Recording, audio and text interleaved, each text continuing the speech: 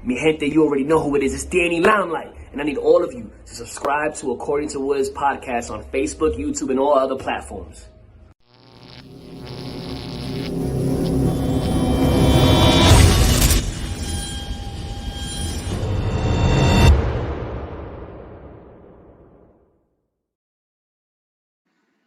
What's good, party people? This is According to Woods, and I have the honor and privilege of having my friend. She is a Brazilian Jiu-Jitsu practitioner. She is a lover of all things spiritual and crystallized, which her name is Crystal, and I think it's awesome. But she's the one and only Crystal Grace Robinson. Crystal, what's going on? Hey, thank you so much for having me on the show, Adam. Right now I am in my camper. I don't even know if I got to tell you this earlier. I live in a camper and we're getting ready to take this thing on the road. So I've been trying to organize a little bit this morning before we head south of Denver, and then we're coming back up and then we're leaving the state next week. So super excited. Whoa, okay. And I think I might have reached out to your boyfriend as well, because he was saying, like, I live in a camper, so I'm putting two and two together. So Yep. I'm gonna have that guy on the show because he was like, hey, I mean, I don't know how my connection is. So guess what, good sir? This is proof positive that your connection is good. So I'm having you on the show when you're ready. So I'm just saying. Yeah, but that's amazing because I've become kind of like the Snakes and Sparklers guy out of Joe Dirt, right? Where, you know, he was like all about snakes and sparklers. Joe Dirt wanted to do all these types of fireworks and blah, blah, blah. Well, my snakes and sparklers have been memes and podcasts. That's all I've done, right? And it's kind of cool because, like, the other wormhole that I went down was tiny homes and camper life and everything. And you guys are doing it. I mean, when was that decision made? And, like, how has it been? Okay, so this decision actually was made like 2 or 3 years ago whenever we first started dating. Because, okay, let me rewind real quick. I was engaged to this dude, and I remember, like, towards the end of our relationship, I was like, hey, let's sell the whole house, let's sell everything we own, and let's move into a camper. And he told me no. So in that point in time, I was like, this is what I want to do, though. And if you don't want to do this, I don't know if we can do this. And then it was like this whole year of like him not wanting to travel with me. So anyways, that ended, and I meet John, my boyfriend now, who you got to talk to. That's so funny. What a small world. And he was already had done camper life before. He like spent a year in the woods in a pop-up camper. And so when I was like mentioning, he's like, yeah, been there, done that. It's whatever. So you want to get like a slide in, you want to get like a trailer or RV. I'm like, oh, options.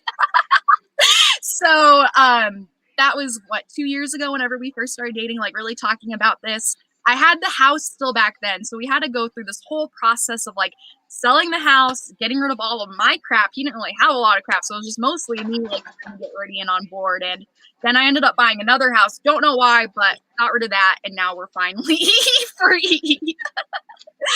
So it's, I don't know, 2020 was crazy. I didn't really expect things to end up. I thought I was going to have like a rental property while we're on the road, but didn't work out. We're just going to be on the road, and I'm very, very happy that we're finally doing this. I think that's absolutely amazing. And, you know, over the last year, especially, you know, us as people, as humans, we had to make some interesting decisions on what we held dear versus what we didn't, what was hyperbole and what was real, right? So, you know, and it's cool because, like, you had a 3-year jump on that, which, I mean, how does that mindset come to be? Oh man, I'm not gonna lie, I didn't really embrace it until like we finally first lived in it. Because I remember we started looking at stuff and I was started getting hesitant. I think it was just a little bit of fear and butterflies because I've never done something like this before. But when we finally got our slide-in camper, we have a slide-in camper cab over our truck. And when we finally got that, I remember we took it out of the Springs, our first time taking it out of the city. And it was this moment of realization, realizing I have everything I need with me right now in this moment all the time. And I just felt complete. And I even think like that is its own mindset besides like camper life, like just to feel complete like that, like you're not missing anything. You don't have to go run home and grab your cell phone or your gi or whatever it is. It's all right there with you. Which I mean, Don McGuire wants to know of the fighter's voice. Don McGuire, he says, "How has jujitsu changed your outlook on life and perseverance?" Oh man. Okay, so before jujitsu, um, I was a yoga teacher. Even before yoga, I've been doing martial arts my whole life, really. But I have to say, everything came full circle to me when I started doing jujitsu. This was also about 2 years ago. John's the one that pulled me into it. He's like, "You grew up doing martial arts. Why aren't you doing martial arts now?" I don't know. But since he was like getting ready for a fight and all this stuff, like there was no way I was gonna like sit back. So I ended up training jujitsu, Muay Thai, MMA, like everything with them. I just had so much fun.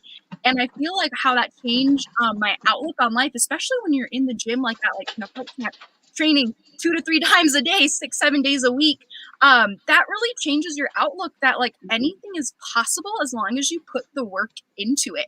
Like even like being a white belt or whatever, if you put that much time in, you're gonna start whooping some ass because it's starting to click much faster. You're failing faster. I mean, I think that's like really what jujitsu gave me is just that mental grit, just to keep going even though you're tired, keep going even if you don't want to go anymore, keep going even if you just puked. You just gotta keep going because it will come all together. Not if, it will, which is absolutely amazing. Absolutely. Which Nicole Farmer Cool says, "You are living the dream. Camper, jujitsu, travel, priceless." I That's take just saying, and I mean, that's it.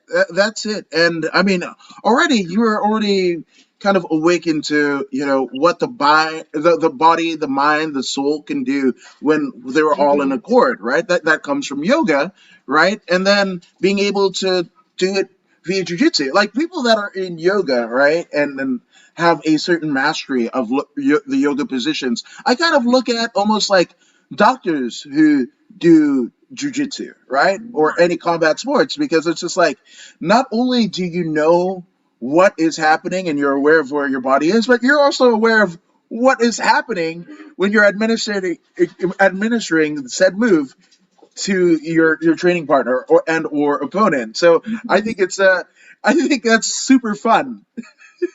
Oh, it's so much awareness.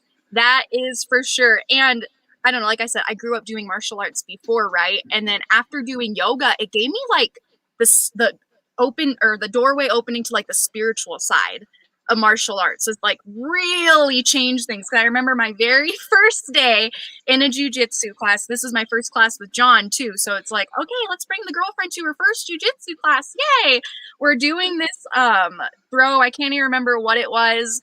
He goes to toss me. I land funny.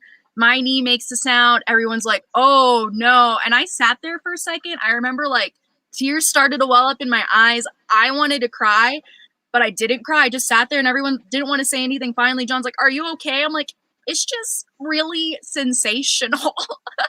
And I got made fun of, but like, I just couldn't help it because in yoga, I'm not used to pain. I'm just used to sensations. So I saw that just as a sensation. And then as I was going through that class, I kept seeing more sensations.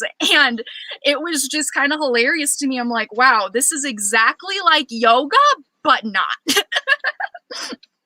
Which Don McGuire says, inner sanctity was reached. Absolutely.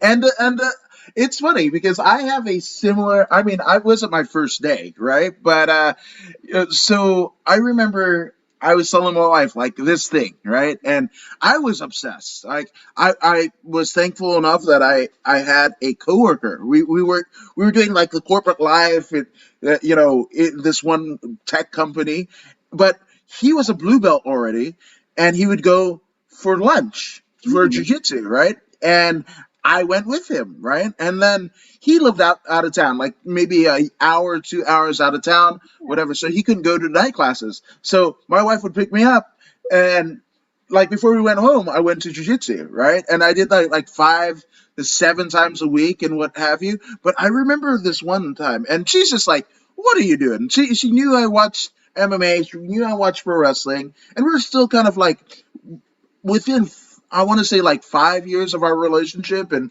whatever. It's still the feeling out process, right? Mm-hmm. And she's like, "What are we doing?" Right? So I took her, and I get tossed, right, by I'm a pretty large human being. I mean, north of 200 pounds, 5'9", average height, right? But she, I literally get tossed across the room by a 145-pound female. And to me, that was like, I understood. This is not about strength. This is not about whatever. And, obviously, your coaches, your professors will say, position over submission and all that stuff. But it's just like, you think they're on like this, like kind of, sanctity high, that they're so like enlightened and everything like that. But it doesn't make Right, but it doesn't make sense until like right now, and then I literally get tossed by this 145-pound female and landing at the feet, and I bounced. I think my body bounced and landing at the feet of my wife, and she just has her eyes rolled like already. Right now, I have. Now, not only is that a fun story, but I don't feel bad because that female is the the Julia Avila, and she's now in the UFC. So there you go.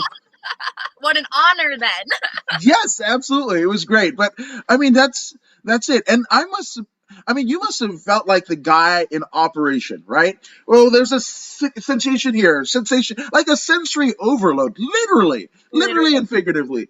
But I mean, did you know like this might be it, or did it come further? Like maybe I should continue to do this. I mean, and you have to have your own understanding beyond John's understanding of it, because he has his goals in what jiu-jitsu is and with the place that it holds in his life, right? But you had to discover that for you.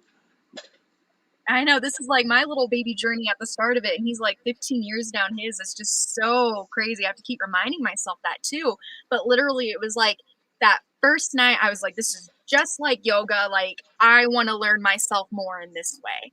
Like, because I also had this realization as well. Like, what I learned with my yoga practice is basically our bodies are the blueprints of our minds and our souls. And like, really, like what you do in your body, they say how you do one thing is how you do everything. Even like the way your posture is, the way your hips sit, they all tell different stories as to what's going on in your spirit or your psyche or whatever it is.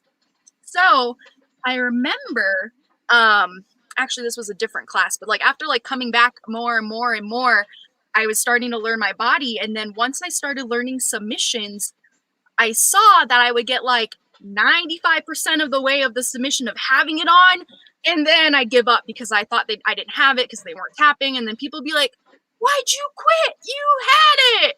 And in that moment, I realized I was doing the same exact shit in my businesses, where like I was 95% of the way there, but then I'd give up and go do something else and have to like start all over. And it's just like so crazy. I'm like, okay, like I have to learn like how to finish and see things through. So it like just became like an obsession on to finish people and submit people, because that actually started making me better in real life off the mats as well. It was a direct correlation. Man, that's it, right? And it's funny because like the rest of the world that aren't in our community, right? They look at all of these, this combat sports, whether it be karate, whether it be jiu-jitsu, whether it be like John, full on MMA, right? And they kind of have this kind of preconceived notion, right, that everybody that resides in this kind of world and this community, and they might not even know it's a community. They just think we all hate each other and we just want to do horrible, terrible things to each other, right? Mm-hmm. But it couldn't be further from the truth, right? And it's funny because like sometimes this life, it chooses you, right? Regardless of what have you, right? And you might have success in other, realms of your life, right? I mean, when the last time that I trained consistently, it was in Pasadena, California, where the Rose Parade and all that is, but it was Fight Academy in Pasadena, and we literally had people from JPL, the Jet Propulsion Laboratory, coming down, and it's like the greatest like parable for what this community is, because you saw somebody, that didn't graduate high school, and might have a criminal record, teaching somebody that literally shoots shit into the moon, right? Like, Mhm. and there's this harmony, and you see like the reverence that this person that of like academic scholar and what have you, basically alms bearing to the person that didn't graduate high school, that might be a single teenage mother, that, and it's just like, where else are you gonna see this? Mhm. It's just so amazing when people do get committed and they realize their potential and follow it through. No, 100%. Which I want to dial it back, right? Because you are a lifelong martial artist, right? But Yeah. what was the first kind of incarnation that your your combat sports career, your martial arts career, kind of started? I mean, was it as a child? I mean, and what discipline was that? Oh gosh. So I started karate when I was about 7 or 8 years old.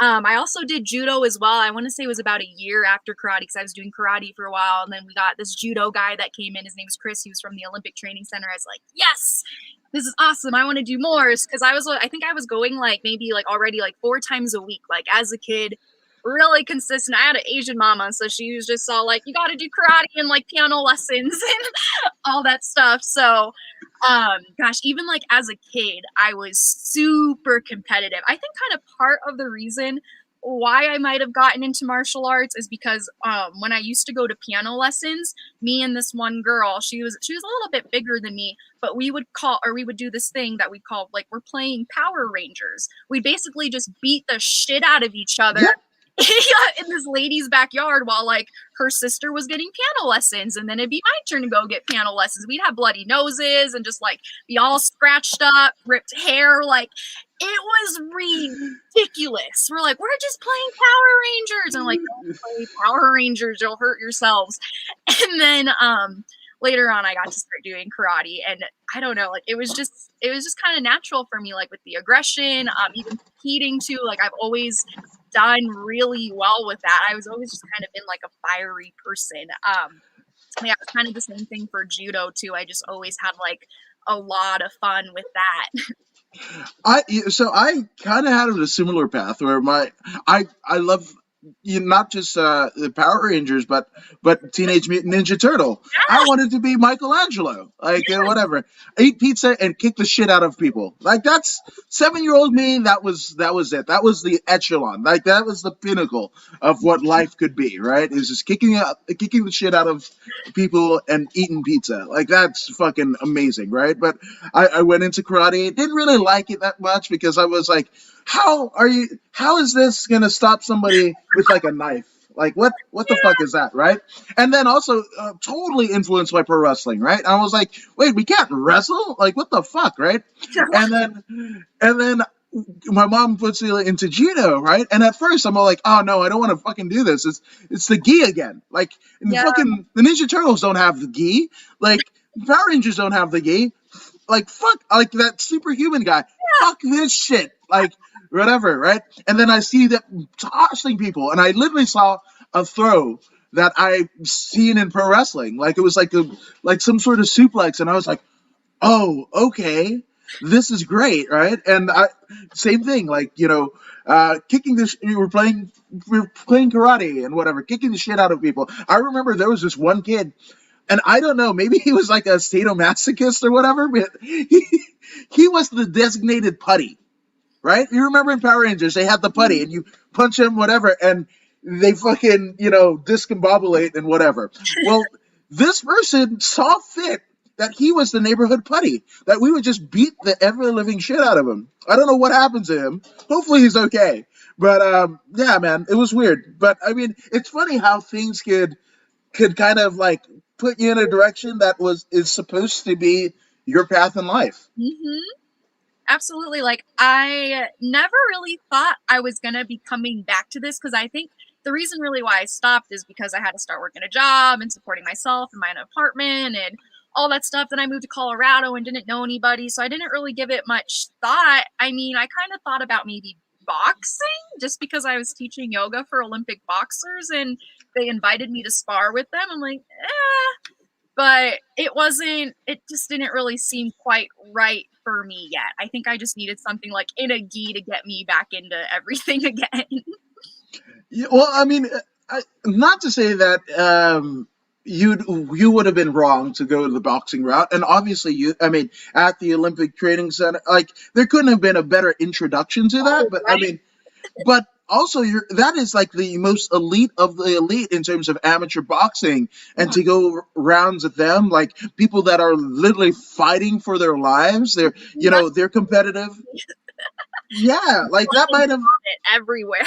Yes. Yeah, and that's the thing, and I don't know, maybe it's like, looking at Ian McCall and the research that he's doing with like, psilocybin and psychedelics, like after, the head trauma and what we're finding out about that, like you would have probably undergone all that head trauma to probably end up here, on a magical mushroom and then end up right where you are now. So it's funny. Because actually, when I did do Muay Thai, my training for my first smoker, not even in the freaking smoker, I actually got a really bad head injury when I didn't really realize like what had happened at first. I got Superman punched in the face really hard. I ended up like puking all over the place. I thought I was fine. I was like, no, dude, I just puked. Like, let's keep sparring. Kept sparring, took some more shots, whatever. I fought in a full contact smoker after that, took more shots. And then I was a bartender at the time, and all of a sudden, I just couldn't remember people's orders like I used to. Like, it was as simple as like not knowing like what somebody had to drink when they just told me like 2 seconds ago. And I started realizing like, oh, maybe I just have a concussion and something's a little bit wrong. But it was like this for more than 2 weeks. I'm like, maybe there's something really wrong. So I ended up going to, oh, he's like a neuropathologist or something like that here in Colorado. And they basically like work with the electricity in your brain. So they did a brain scan, and basically my brain started producing an overload of electricity in the frontal lobe, and then it stopped producing electricity in the back. So they were telling me it was going to take about a year or so for me to get normal and have like normal functions again. I was having freakouts. I had a really hard time working. I could barely even train. But during this year, like after a couple of months of like, okay, I think I can do like some yoga. Maybe I can do some jujitsu. I just like really focused on jujitsu because I was kind of afraid of like going through another head injury again because that did get so serious. But yeah, now it's been, gosh, 2 years since it's happened, and I'm like itching to get back into Muay Thai. I'm like, I just got to move my head better. And Yeah. I don't know, like even like the thoughts of MMA, like for me in my future are still there as well. But like, there's also a part of me that's like, are you fucking crazy, dude? I'm like, yes, I am. Yeah, I mean, but that's it. Again, to awaken your inner being, right? What you're supposed to be. Because I mean, think about it this way, right? As humans, right? We were never meant to be the top echelon of what I guess existence is, right? I mean, if a cheetah can outrun us, I mean, theoretically speaking, I mean, a monkey and a gorilla. I mean, so similar in terms of our makeup, our genetic makeup, and how they express feelings and everything. But they're way stronger than us, right? Like we were never supposed to be the tippy top, right? And we have this kind of fight or flight, bit of our existence, right? And that could be translated in many different ways, right? Most people are like, I don't fight. Yeah, I'm never gonna fight, right? But then, in church they want to out holler and whatever the person, whatever. That's a competition. Yeah. Oh, like like they have A's, I want A's too. That's a competition, right? You have a position, you have a house, that theory of keeping up with the Joneses. That's competition. That is us kind of manifesting what we are to be as this kind of like, you know like combative things. And when we don't express it, usually that's when depression, that's when like all of these other things kind of creep in, because like it's like there'd be times like I would be in traffic, like motherfucking all the whole way. This person cut me off, whatever. Get on the mats, and literally, for an hour in 6-minute increments, like I would be fighting for my life, right? And the same scenario could happen leaving the gym, get caught off, whatever, and I'm like, fuck it, I don't care, because I literally just survived everything, right? That everybody, like joy, pain, all of the human emotions, the whole fucking spectrum. And I'm like, this thing that I cared about like 90 minutes ago, I care less about. I couldn't give a shit about. I have to laugh like sometimes at the end of the night after like really hard rounds because I'm like, how am I still alive? Oh man, those are the best though, because you realize like you are putting the work in, you are going the extra mile, and you are pushing your limits and your boundaries, and nothing else matters like at all. It's like I just survived all this, like get out of here. Yeah, and then you were saying, that you know you kind of had to adults, right? You stopped martial arts training because you had to get a job. You were doing what essentially everybody thinks to do. Like I can't do the kid shit anymore. That's what I did as a kid, but then I'm gonna adult, right? I'm gonna transition to what I feel my life is gonna be. Yeah. Now, did you have any kind of like separation anxiety? Like, I wish I was back in the mat. Like, you might have been in the office and you're like, fuck, I kind of want to kick the shit out of them. Like, or And not so much when I was like 17, 18, because like I thought it was cool like to be able to like buy my own weed and apartment and like whatever. But as an adult, like there was a point in time, gosh, this is like beginning of the year last year, I started writing insurance because I thought that maybe like I could make enough money doing this and I could just train full time after like I made enough residuals or whatever the crap I did or had to do. And then there was times where I was so miserable where I would just like turn my phone off and go roll because I didn't care. Like I just had to go and roll. People would be like, "You need to get back to these emails." I'm like, I needed to roll. And then it got to this point where they're like, "You should be hustling and grinding every single day from 4 a.m. until the work is done at midnight. Like you should never have any unleft work." And I was like, "You guys don't pay me hourly. Like I'm just strictly on commissions." Like this was just so crazy to me. And then I ended up getting fired, probably just because I am too independent or whatever. And one of the things they told me, at first I thought this was an asshole thing, but I'm so glad they said it, was you have passions, you'll figure it out. And in that moment, I was like pissed off, but I mean, they weren't wrong because yoga, martial arts, and like energy work and all that stuff, like those are my passions. This is what I would rather be doing with my time. And this is something that I'm trying to instill more into myself is just following my bliss. I'm even trying to tell John to do more of this too. And that's kind of why we're living in a camper, just trying to train our hearts out. And we're about to go on this training trip because that's what excites us. So this is us following our bliss, because if we're being real, writing insurance is not me following my bliss. Yeah, it is kind of scary, but I was broke writing insurance, and I'd rather be broke and building myself up now because I know I'm going to come through for myself eventually, and it's all going to be worth it, and I get to still train and not miss out on that. No, 100%. And I mean, I was kind of telling you about that, that cool kind of, it was the corporate life didn't suit me. I thought that's what you had to be, and especially growing up in Inglewood, California, I was kind of told what my future was going to be, and I was like, this is my ultimate fuck you to anybody that was like, oh, you're gonna be this like fucking horrible person. So this is like, I did it. I'm making this money on a fucking Inglewood High School diploma and whatever, and but I remember there was the company got bought out, right? And there was this like, they basically had us go to like the Hilton in town, right? And they had this big old conference. Like everybody got this email, right? And we fucking drive over to this fucking place and whatever. And there was this like the dread and everything like that. And then I think it was like 2 weeks later, I got my layoff notice. And I literally showed up to jiu-jitsu, my friend, the blue belt, who was still working there. He showed up to class, and he was just like, whoa, you're here? And I was like, yeah, I mean, like, literally the last, like, 3 months of it, all I wanted to do, the only reason why I came to work is so I could go fucking do jiu-jitsu with you. Now I have no work. Hopefully I'm going to figure that out. Hopefully. But it was all about jiu-jitsu that last 3 months. Like that's, and that last 3 months, I was able to get a little bit of, equity so I could get a severance and what have you, but like, it was just to fucking do jiu-jitsu, to be honest with you. That's literally like what happened as soon as that 40 hours a week cleared up for me. I was a lot closer to the gym at the time too, so I would be at the morning classes, lunch classes. I'd find time to go lift in the afternoon, and then usually fighter practice in the evening, and I'll take naps in my free time. Like that was the life right there. Just eat, sleep, train. Like, oh my gosh! But I really wouldn't have it any other way at all.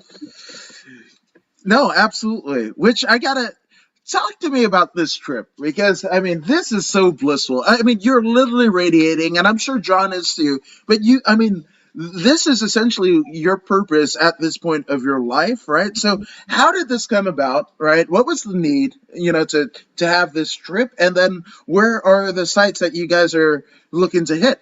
Yes. So I already mentioned like how we've been wanting to do camper life forever. At first, we were going to do this trip actually back in September because we wanted to go visit Sergio Pena's gym out in Vegas. He's like one of the grandfathers of Gypsy. He's a coral belt and he's still alive. So we're like, we need to go train with him and his son. So we were going to go out there and then maybe go down to Arizona, New Mexico.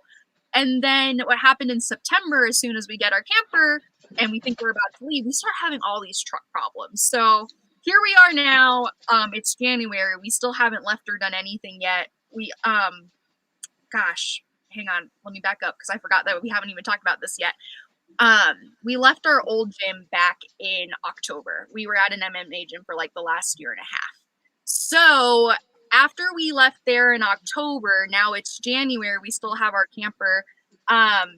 We just basically want to find a new gym home. So we're going to stop down first in New Mexico. We're going to stop maybe in Santa Fe. I don't know yet. I know there's a 10th Planet down there, but I have a friend in Albuquerque that trains at a 10th Planet, so we'll be going there.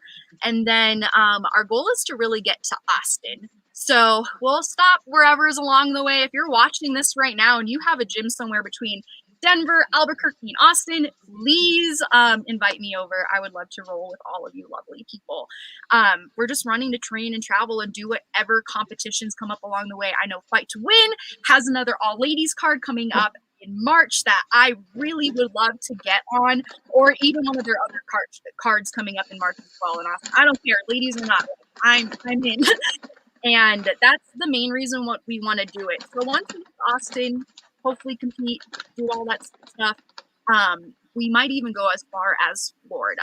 So, whoa, yeah, we got to reevaluate, make sure the truck's all good, just because we've had all those scares in the beginning, and this is a lot of weight. We only have a half-ton pickup. You ideally want like a 3/4-ton pickup to carry a slide-in camper like this. So we're going to reevaluate in Austin. But the main reason for this, though, it's like I said, you got to follow your bliss. And like John wasn't the most happy at our last team because there wasn't a lot of opportunity. Even like girls started complaining about me being too aggressive too. And I'm like, I don't feel right here because like I feel more appreciated other places. So that's kind of like what pushed us to go travel and train at other gyms. I think I mentioned we were at like 14 or 15 gyms now in just Colorado alone. So we've gotten to meet and train with a lot of people. So that's all we're trying to do is just connect and then find John really his next MMA gym, or maybe it's like a kickboxing and a separate jiu-jitsu gym. Whatever it is, we just want to have some solid people in his corner because he wants to make his pro debut coming up this year. So that's next. He has a management team. It's just kind of like waiting for us to find our team of people to train with. So before we tell them, yes, okay, like let's sign the contract and do it. No, I mean, but again, it's all a journey, which it's funny that you say that. One of the last things that I went to before LA pretty much shut down was Submission on the Shore, which is all female, sub only. You know, they just had this past weekend in Galveston, Texas. They literally. And then our camper wasn't working. Okay, well, I'll talk to some folks. We'll try to make that happen by next incarnation. Yeah, let's make that happen. Okay, yes. We'll talk off air. But no, but that's it, you know. And again, I think it's absolutely funny, right? Where, you know, too aggressive, and I can only imagine what the professor was thinking. Like, you mean the yoga chick is too aggressive? Like, Like, that's what we're doing? Like, the yoga chick is too aggressive. Like, okay, I guess.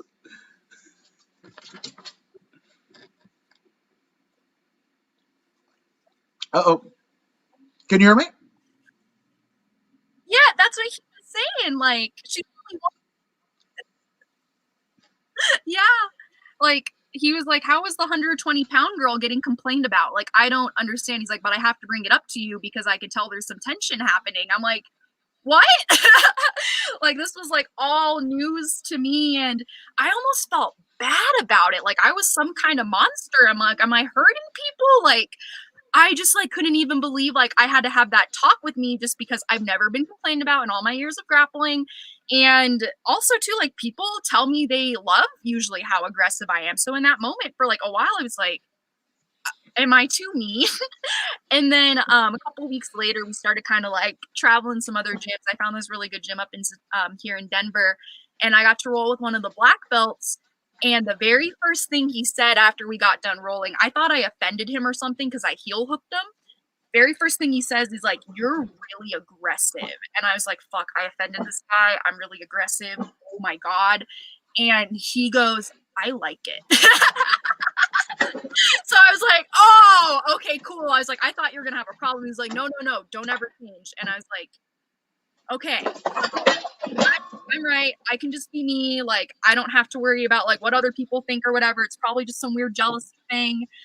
But oh man, like I remember I was like, I thought I was too mean for a little bit. Yeah, well, I mean, but it's kind of crazy, right? Because, I mean, theoretically speaking, the goal is to get everybody. I mean, assuming they want to do it. There are people that just do jujitsu and want to get face cranked and all that jazz, just for the hell of it. You know, maybe like that kid in my neighborhood that wanted to be the putty. He never wanted to be the Power Ranger. He just wanted people just to kick the ever living shit out of him. And if that's you, cool, right? But being aggressive, like those things, right? When you go to other gyms, when you go to competition, there's not going to be like some like cordial kind of whatever. People are going to want to rip your head off, want Yeah. to forcibly remove your limbs, unceremoniously contort your body in ways that you might not be ready for, right? So that aggression is channeled in a good place. It really is. I think honestly, it's the most respectful thing you can do for your training partner is to go hard, to make them push their limits. And I mean, like, obviously, not have the intention of hurting them, but you can find those boundaries and still get some really good training. And I think that's kind of why, like, I really like training with men is because they are super aggressive. Like, there's sometimes after open mats, I'm like, I feel like I was just assaulted for an hour and a half. And it's great because I come back with less fear. I'm even stronger and even better. No, 1,000%, 1,000%. Now, obviously, you know, a large part of your journey through jujitsu is your boyfriend John, right? So, I mean, how is this? I mean, there are times, and especially right now, right, where a lot of places are still in quarantine. I've seen a lot of people that were just like Instagram selfie, whatever, at the beginning of 2020, and they're like, "Oh, we're broken up now," right? So you guys are training at close quarters. You guys are living in close quarters, but you're doing it together, and it looks like you guys couldn't be more thrilled to be around each other. So, like, how I guess impressionable has he been on you in your journey in jiu-jitsu?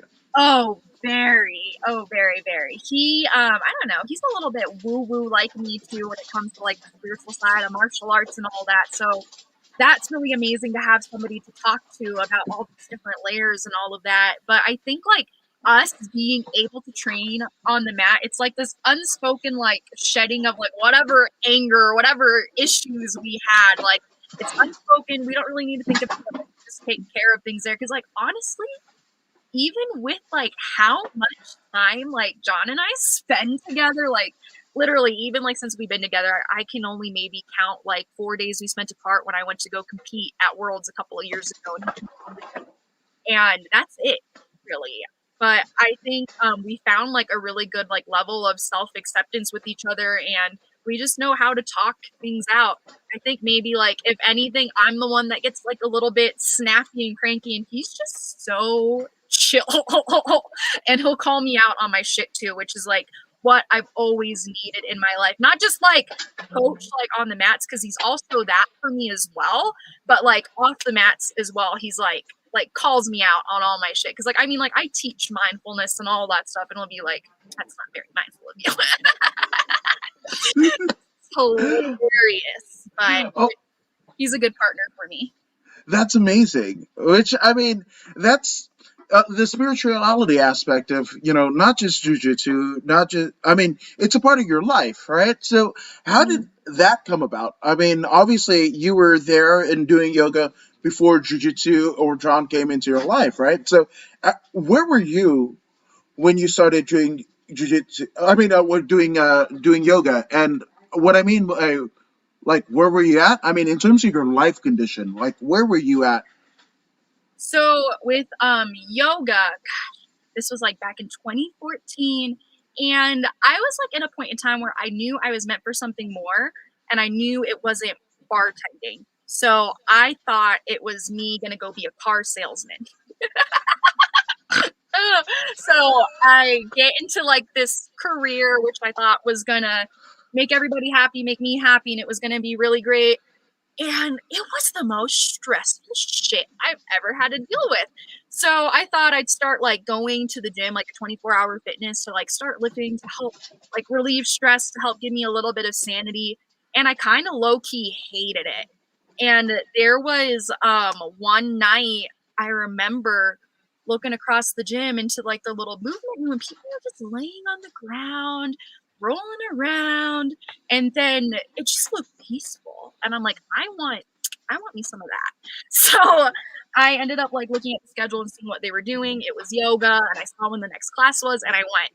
And I was so in love, like the way it engaged me, like just had all of my like worries just disappear in the moment. They're like breathing the good shit, exhale the bullshit. I'm like, yes, this is so good. And I was just so in love because I think like um before that I haven't really gotten to be in my body like doing martial arts, because I think I was like maybe 22, 23 at the time, and this was like 4 or 5 years of not even doing karate or anything like that.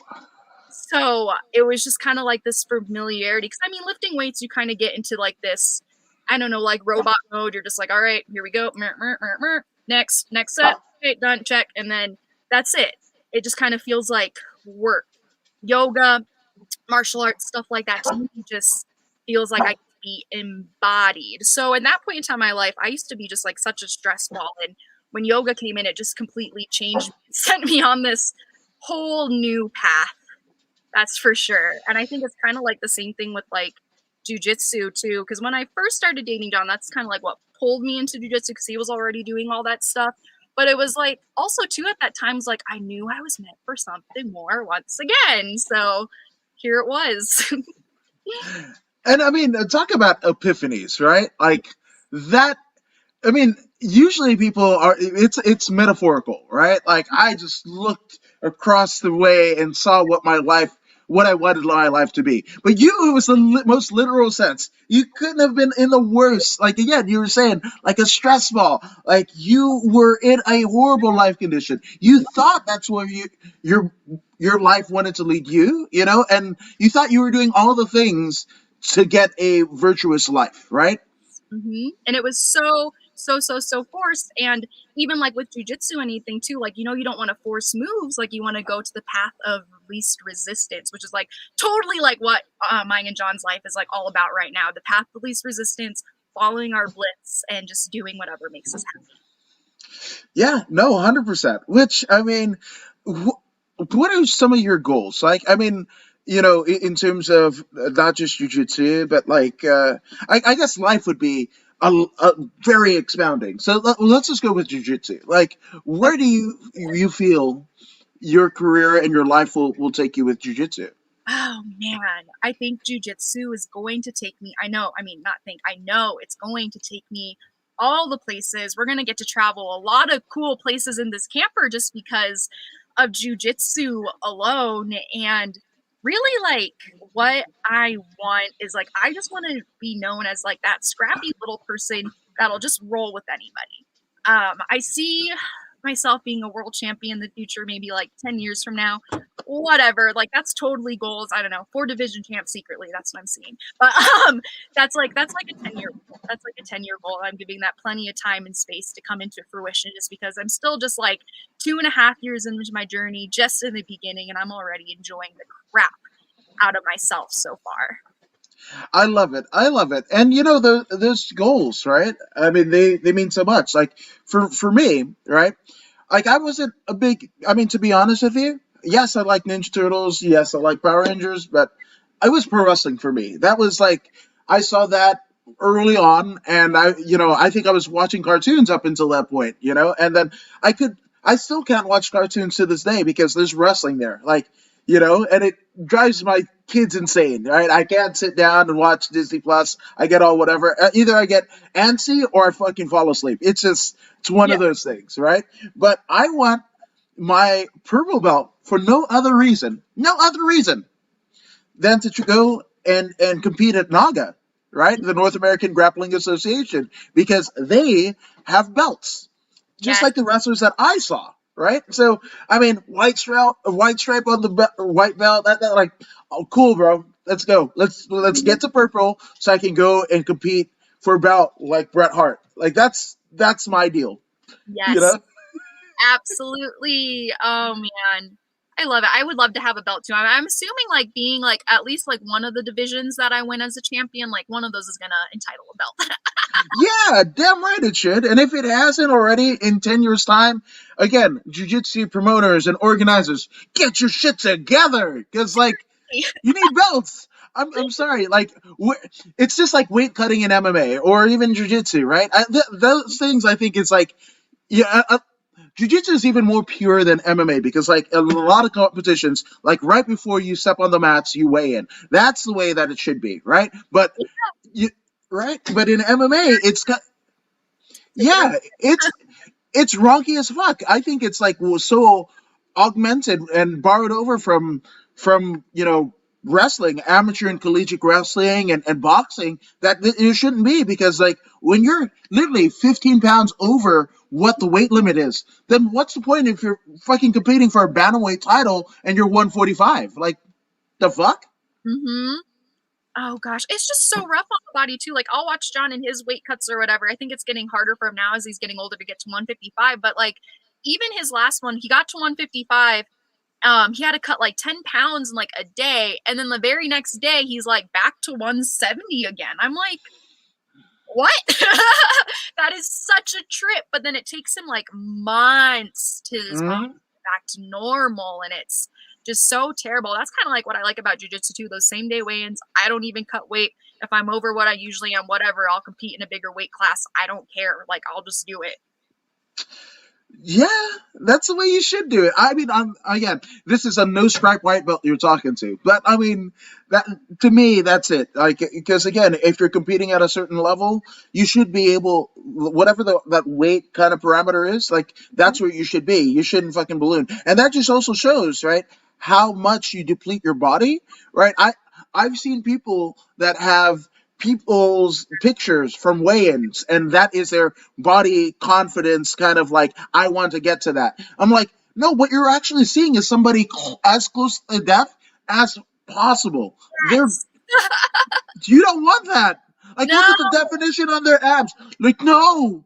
that's not No. oh, that's like what I'm trying to teach a lot of the people I coach with nutrition as well is there's a season and reasons to be super lean. You don't have to be super lean all the time. Like you have to have balance of carbs, fats, and proteins. It's not like let's just eat protein and all the time and just lift and go ham. It's like no, no, no, no.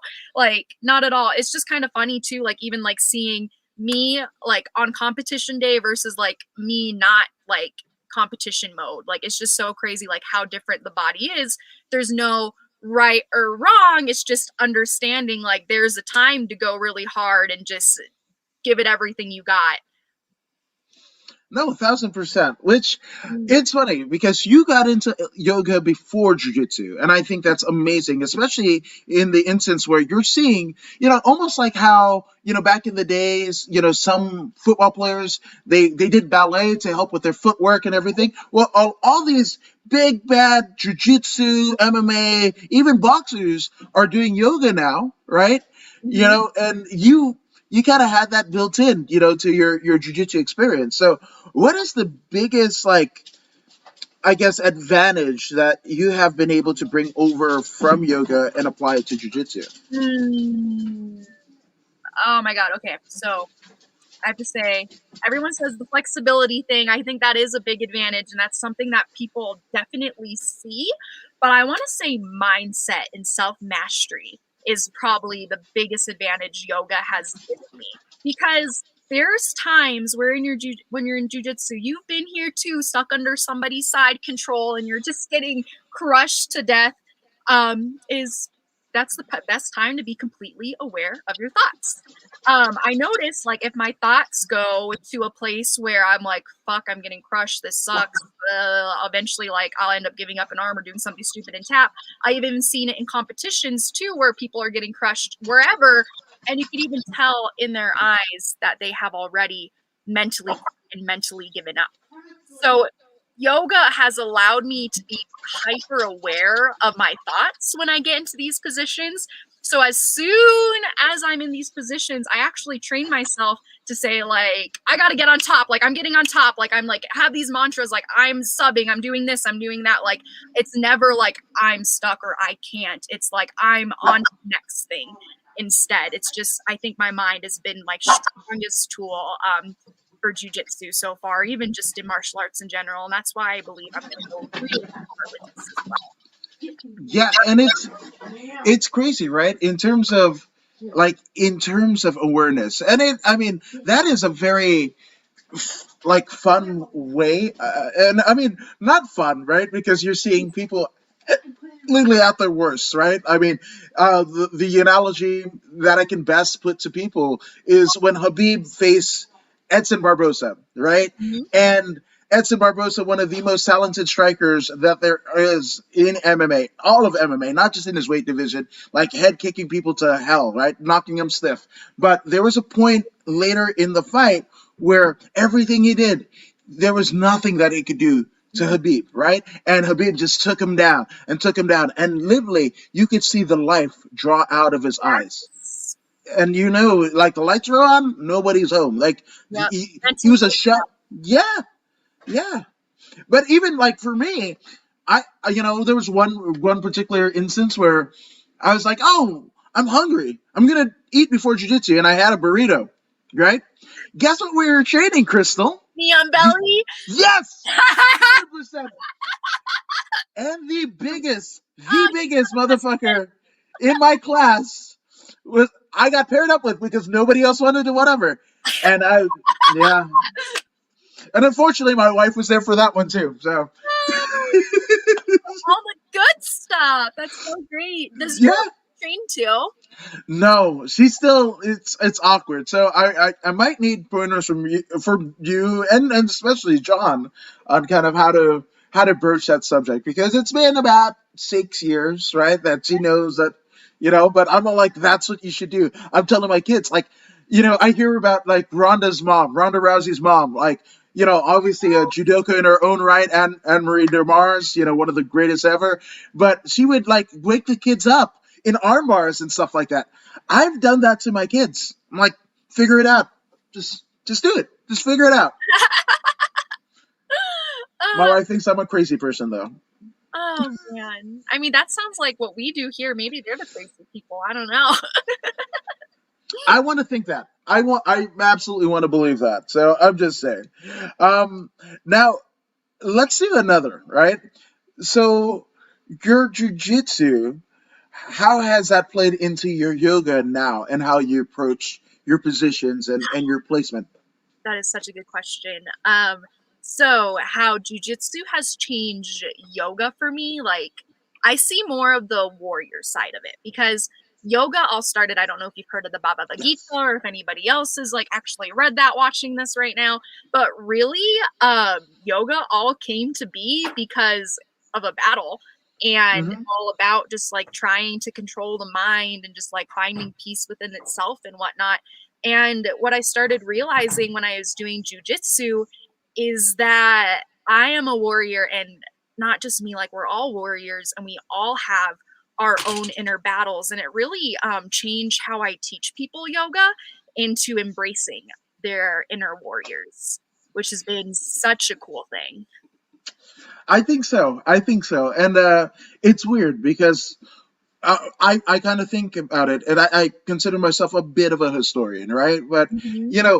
it's funny, right? Because with like no-gi jiu-jitsu, especially the folks that are making money, like the Gordon Ryans and the Yeah. Nikki Ryans and the Nikki Sullivans, and that make their sole living from jiu-jitsu and competitions like EBI and Fight to Win, Submission on the Shore, all of these things, right? And you're like, oh, this is cool. People are watching you. I mean, like jujitsu again. This is so cool. And I go, okay, so people did that literally at the turn of the century, right? Watch two guys exchange holds for 3 hours, and that was called professional wrestling. That's what that was, Yeah. and it's just like now people think it's like this big thing, and I'm like, no, like even before boxing, pro wrestling as we know it, and we would look at the pro wrestling of like the 20s, the 30s, and the 40s, right?